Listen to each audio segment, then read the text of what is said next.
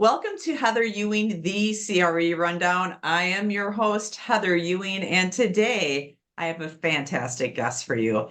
It is Ryan Gromfin, and he is the restaurant boss. Hey Welcome, everybody, how Ryan. are you doing? Thank you so much for having me, Heather. It's really an honor and a privilege to be here. So thank you so much. Definitely. So we both love eating, retail. It's all this beautiful synergistic arena. And why don't you take a moment here to share with our guests what you do so they can better understand? Absolutely. So I have a background as a chef. I grew up and I worked in a couple of five-star hotels around the country, one in Beverly Hills and one in Dallas. And through that experience, I kind of learned like, oh, this is how you operate a restaurant. And then one day I wanted to open up my own place. So I went to go work at some independents and I was like, whoa, whoa, whoa, hold on, hold on. This is not what it was like in a five-star hotel. And so I'll spare the details for brevity. But basically, I teach independent restaurant owners how to build systems and processes and procedures so they could scale their business. So maybe a single unit restaurant operator is experiencing really high volume and really growing and they're getting stretched thin. We can help put in place the systems and processes and procedures, help them develop their team and build all of that out so they can scale. Or maybe they're opening up a second or a third, or some of my clients are opening up their 24th location. And so obviously the systems and the processes get bigger, but I like to say I help restaurant owners scale their business. So yeah. That's perfect. And it's definitely an essential tool because, to your point, there is a big difference between one, possibly two, and then getting into double digits and things of that nature. So a messy system is going to equate to a painful bottom line, right? Yeah, of course. And I would encourage any of your listeners out there, even if you're maybe not in the restaurant business, but there's still what I tell people all the time is like what I teach restaurant owners. I teach them because I know restaurants, but it's the same systems and process and procedures for scaling any business, anything that you have team members and employees and sales and customers and all that messy stuff. Exactly. It all goes together. Yeah. So what would you say is, of the systems, the practices, procedures, all of that, is there one particular area that just seems to get people more than others, or is it just across the board depending on the type of restaurant? I think there's probably two things that I see happening the most. And the first is I like to say that leadership and management, first of all, they're two separate things. So we can talk about that if we have time, but we can talk about the difference between leadership and management. But leadership and management are separate. However, I find that people think that they should naturally be good at that. And then they're disappointed if they're put into a management position or if they've opened up their own business and now they are managers, they are leaders, and they're not good at that. That is a learned skill. It is not survival. We aren't born with instincts as humans to be great managers and to be great leaders. We're born with skills of like find food, kill, eat, fire, things like that. Management is a very like in the last 100 years of evolution, we've had to learn how to lead and manage people. And so people are not good at this naturally, and that's okay. So get curious, explore, go to seminars, read books. Don't feel like you're less than because you're reading a personal development or a professional or self-help book. Like, don't label that. That's no different than learning math or learning English. So I think the first thing is just like this base level knowledge of just learning how to manage people and how to lead people. The second thing is this idea of systems. Like I don't want to micromanage my team. I want my team to be free thinkers, and I want them to feel that they have a voice. And I'm not saying in any way your team members don't or shouldn't have a voice. What I am saying is I love micromanaging. I love it. And you should too. It should not be a bad word. Micromanaging became a bad word because team members want to complain about their bosses. And so they say, you're micromanaging me. The reality is all great processes are micromanaged. You want your car you want the assembly line of the car that you drive to be micromanaged. Because if it's not, you're going to have rattles and you're going to have wind leaks and you're going to have a loose transmission and you're going to be leaking oil because it's not put together well. So we all want products that were a product of micromanagement, but for some reason, we don't want to be micromanagers. So I think the second part of this is systems actually create freedom. When you have systems in your business, your team members will be more free to create. When we have systems that allow us to know what we're allowed to operate within, I call it railroad tracks. When we have systems that say, you know, you have to operate within this zone, the railroad track, then you have freedom within those railroad tracks, but just don't go left of it, don't go right of it, but stay in your zone. And so again, I think kind of recapping that, the two biggest things are, one, it's okay to not be good at this. Go learn it. It's a learned skill. It's a muscle. When you start running, you're not going to run a marathon day one. You're going to barely make it around the block. But 6 months later, you're a marathon runner because you ran.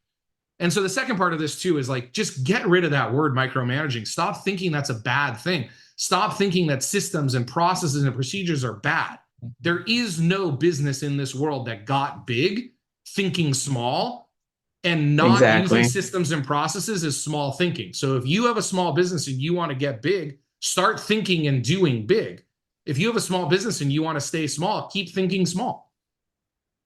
No, that's a very valid point. And for whatever reason, the terms discipline and systems, to your point, have such a negative connotation, as well as micromanaging. And I think what happens is that, like you say, it truly does give freedom in the brokerage world, right? In the early days of cold calling, canvassing, all of those different things.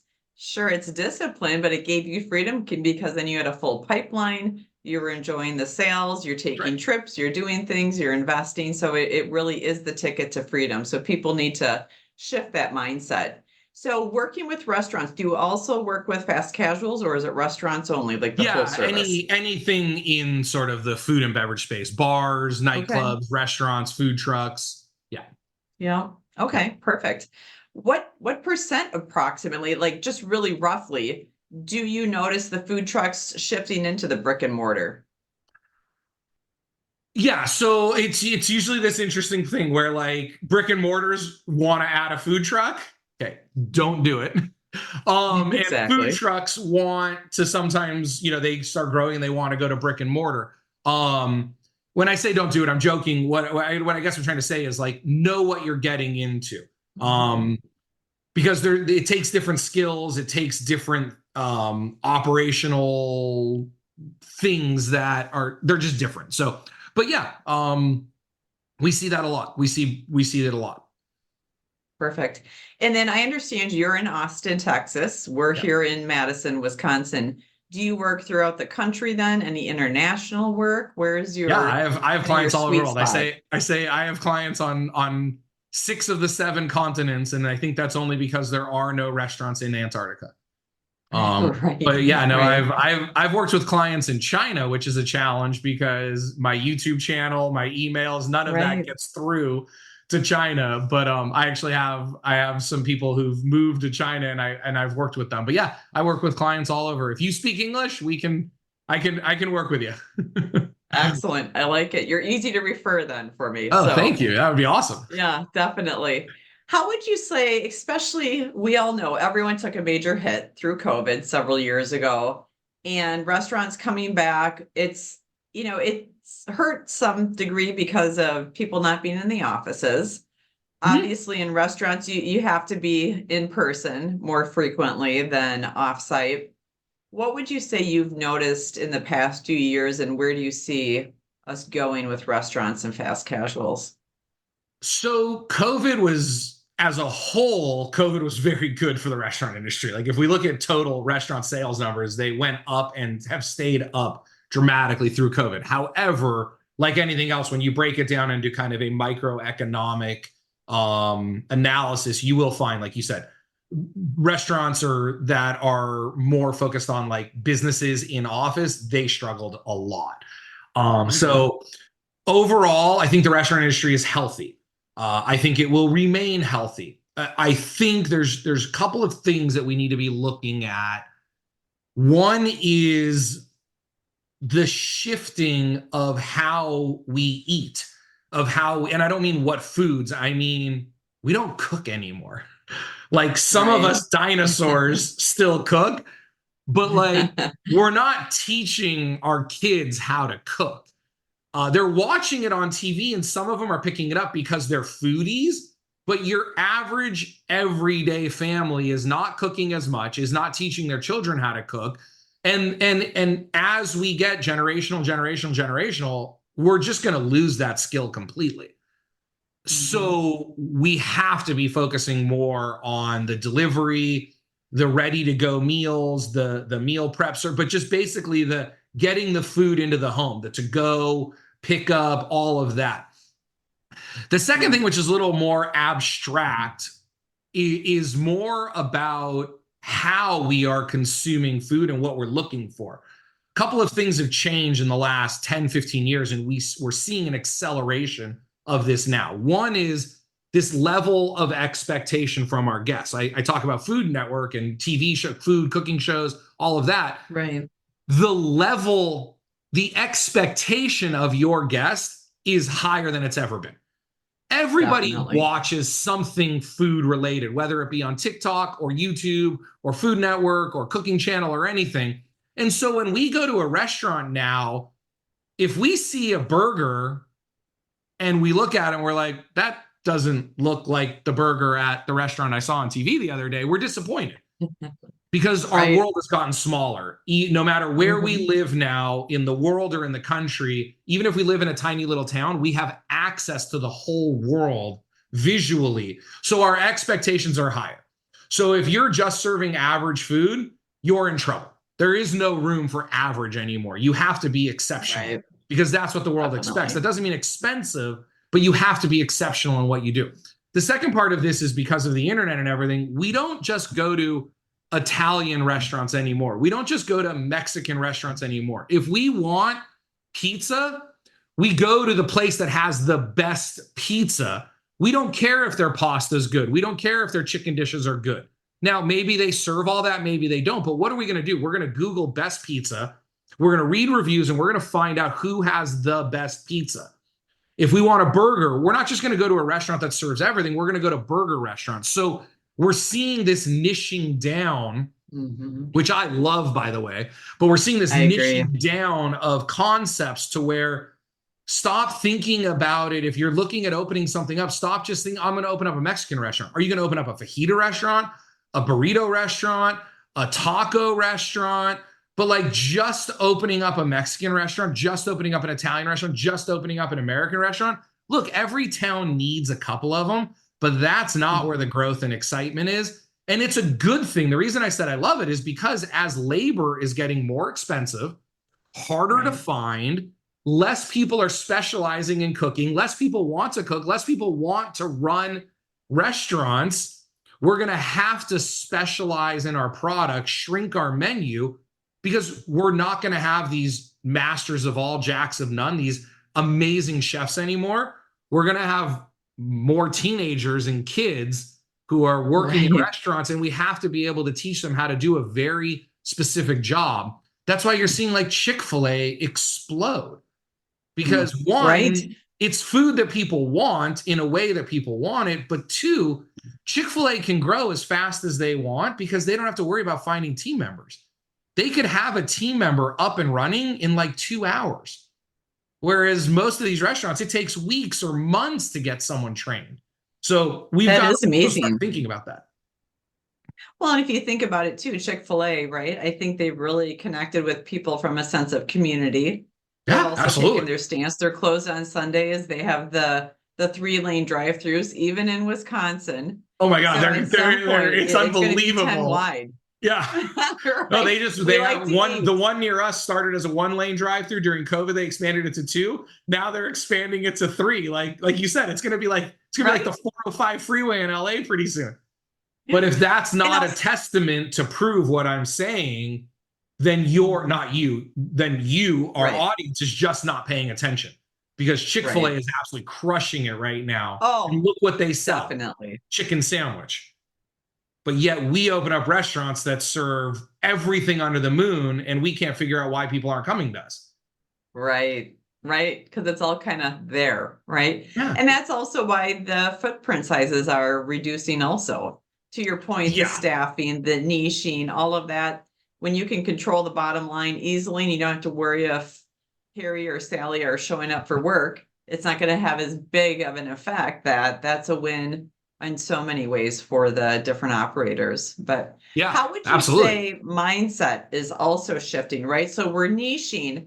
How do you think the mindset is shifting and also the role between the ownership and the employees? It seems like here locally, there's a lot more that's being invested in healthcare and different things of that nature for certain restaurant groups. Others are not. And so you'll see a difference in longevity of employees. But what are you noticing? Yeah, I mean, look, it's a good thing. I mean, anytime we can improve the quality of our team members' lives and we can do things to help them grow and to develop a career or build a career versus just like a transient job, it's a good thing for the industry. It's a good thing for the world. Definitely. However, it's really hurting the restaurant industry because the restaurant industry is a broken industry. The business model that we have all been operating under worked when labor was cheap. When labor was readily available and labor was cheap, restaurants worked. All the restaurants we're talking about, the big restaurants, the big menus, the this, the that. When labor got really expensive really quickly, and when labor numbers reduced, the entire restaurant business model broke. And so now restaurants are struggling. They're trying to figure it out. They never had to offer healthcare because there was a ton of people willing to work in restaurants for cheap without it. Well, they're not willing to do that anymore because they have new jobs now. The people who were historically applying for entry-level positions into restaurants can now go work for Amazon delivering packages and get healthcare and all this other stuff and get decent pay. And so why would they work in a restaurant? So unfortunately, like I say, it's good for the world. Restaurants have to rebuild. They have to rethink their business model so that they can either operate with less higher paid labor, or they have to be able to operate. They have to be able to sustain that higher labor level financially. No, it makes complete sense. So what would you say is the usual transition time from when you start working with people, right? Like who's that ideal client for you, and roughly what's a ramp up period for them to get some of these different systems, procedures in place? And I know there's a lot of variability, but if you just had to assign something really rough. Sorry, I'm laughing so hard, and it's not because it's not a great question. It's because like I'm trying to figure out how am I going to answer this without being a complete jerk. Had to throw you a curveball on that one, Ryan. So look, it's going to 100% come down to the individual. You mentioned mindset earlier, right? All growth happens outside of the comfort zone. So I do an exercise with people where I tell them to draw a circle on a piece of paper, label it comfort zone, and then put a dot on that piece of paper where growth happens. Most people are pretty good. They'll put the dot outside the circle, but then when I ask them to do something that's uncomfortable, they won't do it. They don't understand that growth happens outside the comfort zone. If it was comfortable, then it wouldn't be growth. We would already be doing it. So the first thing is that question is, I have people who literally can be on the phone with me in 5 minutes, who can watch one of my videos and send me an email and say, I watched one of your videos. I made that change instantly. 3 weeks later, I've had these massive effects in my restaurant because they did the work. Yes. So the reality is, like, I have clients that I've worked with for 2 years who don't do any of the work. Now, look, I think I'm adding value to them. I know I'm adding value to them because we're getting closer. Like some people, it might take 3 years to have their breakthrough, and they'll have their breakthrough. I'm breaking down, but like someone like that, their brain has so many spider webs and cobwebs and these deep, dark circles of who knows what their parents said to them, who knows what their grandparents said, and who knows what world they grew up in, that created this brain that is unwilling to do things that are uncomfortable. And so I Right. gotta get in there and like clean all that stuff out like a dentist. Like I gotta grind away at the plaque. But the reality is, if you're willing to be a little bit uncomfortable, to take a couple of risks, to trust in a proven process, I don't teach anything that's not proven. And if I'm going to share Right. something with a client, I will always put an asterisk on it. I will say, I've never done this before, but here's the evidence I have of why I believe it will work. But if I don't say that, it's because I've done it before. I've either done it myself or I've done it with clients and I know it works. So if you're willing to try that, there's no reason why you shouldn't see immediate results. Like I have a program on my website, I have a program on my website, Profit Maximizer Execution Plan. That's fancy name, but literally Mm-hmm. you can watch this 2-hour video, make changes to your menu right now, and tonight you will see higher sales in your restaurant. If Right. you're willing to do the work. Mm-hmm. And someone that I want to connect you with, because you guys would be a dynamic duo as well, is, and I'm going to mispronounce his last name, but it's Chris Schwagerl, Okay. Schwagerl. And he's a Okay. performance coach. So That's a he's the one mouthful. that does go in and uproot those crazy beliefs that we adopted at those young, tender ages. Yeah. So you guys could really do some damage in the best of ways. So I'll Oh, that'd be connect you. awesome. Thank you. Yeah, definitely. But my last question for you, and this is always the wild one. Okay. So it's Well, if you haven't noticed, I do well with wild. I like it. I like it. Makes it fun. What would you say living fully means to you? I try to make sure that every day I've done something that improves my life, my family life, and a client's life. Every day I try to do something that makes us better. Um, and I think part of that, or I think part of living fully is one is like I started with that because we have to have that growth mindset. We have to have an openness to experience the world, to experience the good, the bad, and the ugly, and then ask ourselves, how can we reframe this? How can we make this better? Look, I make mistakes. I make mistakes every day. But if I make a mistake, what can I do to prevent that from happening next time? If I do something and get a reaction from someone that's negative, like I can easily just say, oh, that's them. But what role did I play in that? And so I think when you embark on that journey of just everyday growing in some way, your life is just going to get more full and more powerful and more exciting because you're just going to have less of that just shit that's just like bogging you down. Clear But it I out, also baby. really like I own two of my own businesses. I own a software company and the consulting company. And like I could work 24 hours a day, meaning there's always something to do. And there will be moments when I break this rule, but I'm very regimented with my schedule. I time block. If you're going to learn one skill in this world, it's time blocking. Definitely. I time block. I'm very regimented, and so one thing I do is I give myself rewards. Like every Thursday, I have a tea time to play golf. If I do the things I'm supposed to do, I work hard. I start work at 7 a.m. I finish work at 6 p.m. I walk into my office at home at 7 a.m. and at 6 p.m. I walk out, and I usually come back at night to do work. But if I did all the things I'm supposed to do, then I go and I play golf. If I do all the things I'm supposed to do, I shut down and I enjoy my Saturdays and my Sundays, but only when I do my work first. And so I think part of living full is that if we're going to play hard, you got to work hard. I work hard, and so I try to play hard. And to your point, Ryan, I think too, again, there comes the discipline, right? Of you're taking action, you're disciplined, you've got your plan, you're time blocking, you're micromanaging your own procedures within. So you're always, hitting it out of the park, and we're all human. So when there is something, you just, it's noted and you do it differently. But I love that. And to me, growth mindset is where you're going to find the joy, the fulfillment, and I think really enrich both your life, your families, and that of others. So Awesome. I want to thank you for coming on Yeah. today. It was truly a joy to connect with you. I know we could have talked for hours. Oh yeah, I but was gonna say, are we done introduce already? you. Let's keep going here. I'm great. I know. So I will connect you with Chris. I know other people are gonna want to reach out because you're such a great resource. And I know I will be reaching out to refer you also for different operators that want to expand in that way.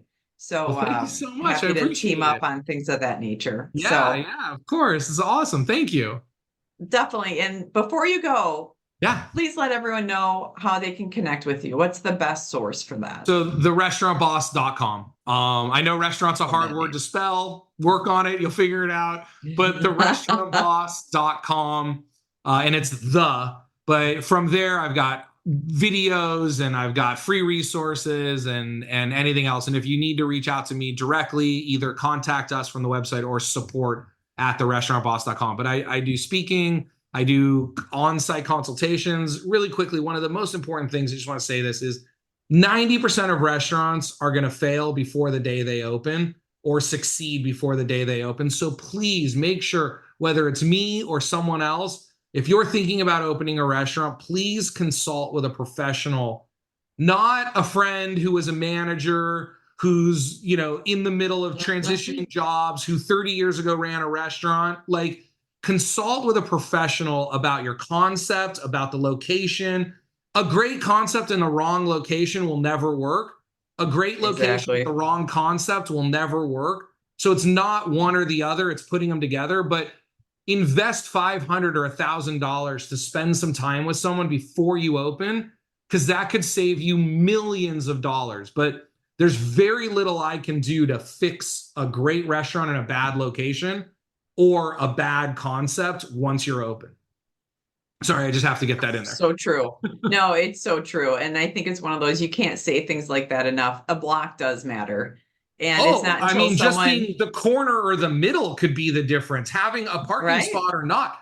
Being able to turn left or not. I have clients who took locations at an intersection that you can't turn left on. They'll just keep driving. Right. Or they're on the wrong side of the road. Because they're on the wrong side of the street. That's what I mean. Dinner, yeah. And it's like, we'll just go to the restaurant that's one block up here, or the one that has parking. Right. And let's face it, just because you put a sign out does not mean they'll come. And just because you think you make the best chili and your friends tell you that you have to open up a restaurant doesn't mean that everybody else thinks it's the best chili or that everybody else wants to buy your chili. Right. So yeah. Exactly. Excellent. Well, Ryan, thank you so much. It was a true joy connecting with you. And I'll include all of your information at the end of the video when that goes out. So thank you again. Awesome. And if there's anything I can do to help you or send anyone or anything your way, you please let me know and I'd be happy to help. So awesome. Terrific. Thanks, Brian. See you. Thanks so much, Heather. Have an amazing day. You too.